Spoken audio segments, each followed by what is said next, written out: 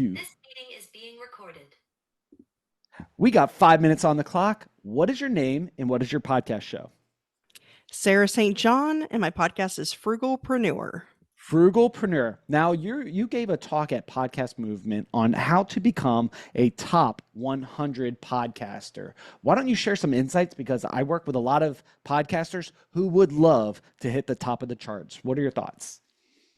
Yeah, so basically I noticed an increase in downloads just kind of rapidly, and I was like, what's going on? And I talked to a couple of podcast friends, and they actually took it upon themselves to look me up and noticed that I was in the top. Well, actually, at that time, I was in the top 200, and then a few days later, I was in the top 100, and we were trying to figure out, well, what's going on? So I started to kind of look into it.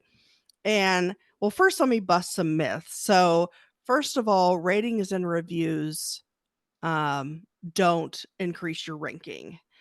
It can be an influencing factor for someone to click on your show, but it doesn't move your rank up. And then automatic downloads are not factored into rankings either.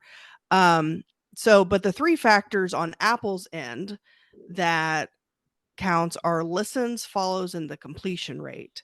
So when someone subscribes to so basically the more subscribers, the further along in your episode that they listen. So then I started doing shorter episodes, because the shorter the episode, the higher the completion rate is. So basically I came up with my own Sarah St. John secret sauce because I like alliteration. And that is release more episodes, because the more episodes you have, you should be getting more downloads, assuming that these are people subscribe to your show and listen to all your episodes. But another key factor is releasing shorter episodes, because I was releasing 1 episode a week that was about an hour. And then I thought, well, I'm going to try releasing 3 episodes a week that are like under 20 minutes. And it drastically increased my completion rate, which helps with rankings. And so you want to aim for a 70% plus completion rate. And you can check that in Apple Podcast Connect. And then the other thing that I want to talk about was submitting your podcast for promotion on Apple Podcast. It's free, but there's no guaranteed placement. But basically, there's a form you can fill out to submit your podcast. And the thing is, they don't tell you if you've been featured. So even to this day, I don't know if I was featured. I'm just going to assume, because I did submit that, but it was like weeks or months before I noticed this rapid increase in downloads. So I'm thinking that's probably what happened. But then I think having the shorter episodes also helped.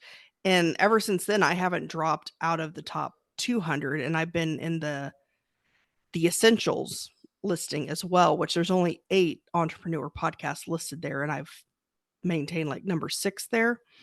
But some things to keep in mind when submitting that form is your podcast has ideally been active for at least 90 days.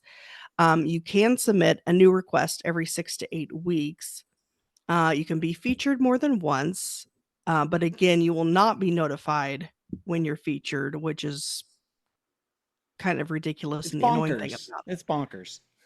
Yeah. I should let you know. Hey, congratulations. You've been featured. You could share that with your mom and your dad. I'm sure they're proud, right? Like, that'd be cool to know. Exactly. Yeah, exactly.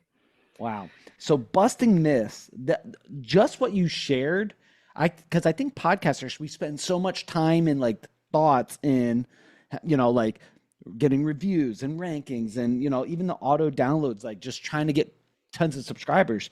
And what you shared, that completion rate is so like freaking important. So thank you for dropping those golden nuggets.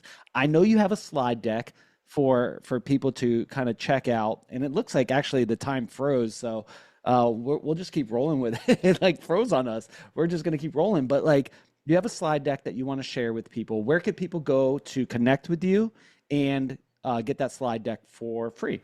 Yeah. So basically, everything I said is in a slide deck. You can go to podcastmarketing.agency/slides. Cool. And yeah, my show's Frugal Preneur.